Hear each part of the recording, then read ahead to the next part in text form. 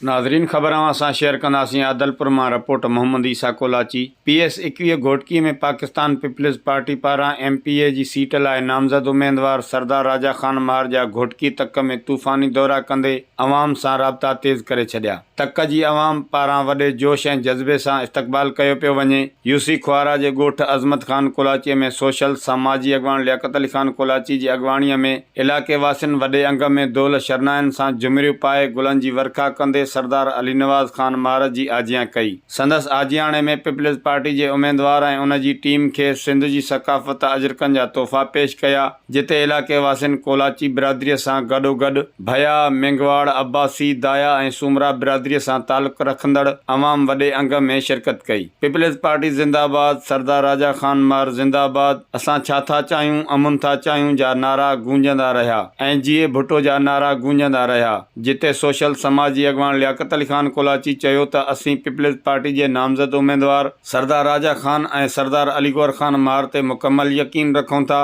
अमुन पसंद ऐं ग़रीबनि जा हॾ ॾुखी आहिनि ऐं साणस सचल प्रेस क्लब आदलपुर जी टीम भी मौजूद हुई।